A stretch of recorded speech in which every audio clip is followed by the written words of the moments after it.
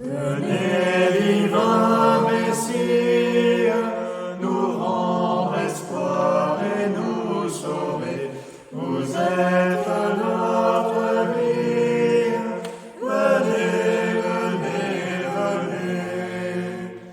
Ô Fils de Dieu, ne tardez pas par votre corps, donnez la joie à notre monde en désarroi.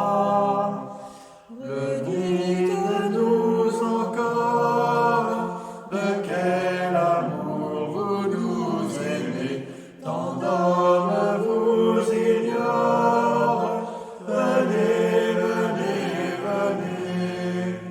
Venez, divin Messie, nous rendre espoir et nous sauver.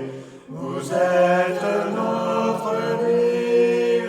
Venez, venez, venez. De l'Évangile de Jésus-Christ selon saint Marc. En ce temps-là, Jésus disait à ses disciples : « Prenez garde, restez éveillés, car vous ne savez pas quand ce sera le moment. C'est comme un homme parti en voyage. En quittant sa maison, il a donné tout pouvoir à ses serviteurs, fixé à chacun son travail, et demandé au portier de veiller. Veillez donc, car vous ne savez pas quand vient le maître de la maison, le soir ou à minuit, au chant du coq ou le matin. S'il arrive à l'improviste, il ne faudrait pas qu'il vous trouve endormi. Ce que je vous dis là, je le dis à tous, veillez. »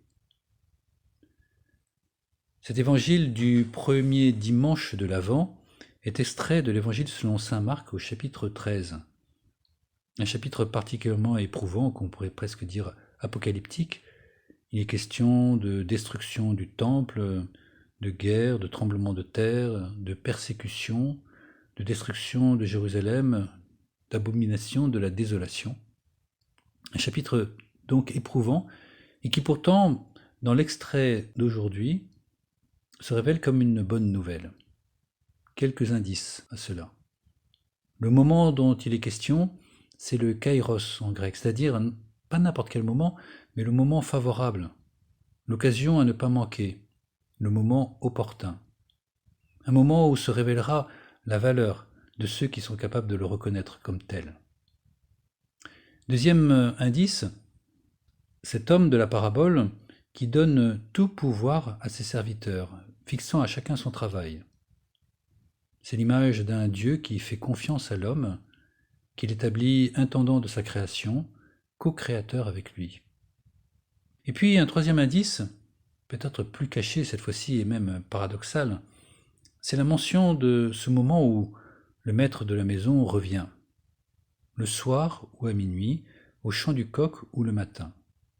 4 moments qui pourraient avoir un rapport avec la passion de Jésus, le soir de Gethsémani, où les disciples s'endorment, n'ont pas la force de veiller 1 heure avec Jésus, à minuit avec le baiser de Judas, au chant du coq avec le reniement de Pierre, ou le matin au procès de Jésus où manquent tous les disciples sauf un.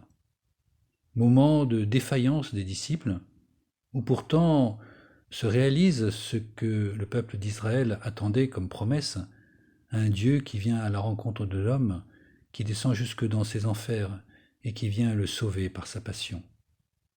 C'est cela la bonne nouvelle paradoxale de Pâques, également présente au tout début de l'Avent, et qui nous invite, nous chrétiens, à être capables de repérer les signes des temps, à repérer dans les moments les plus déplorables les signes ténus mais sûrs de la fidélité de Dieu à sa promesse. Cette mission que les chrétiens ont à pouvoir tenir bon dans l'épreuve et à repérer la façon dont Dieu continue d'être présent ne doit pas être simplement leur apanage.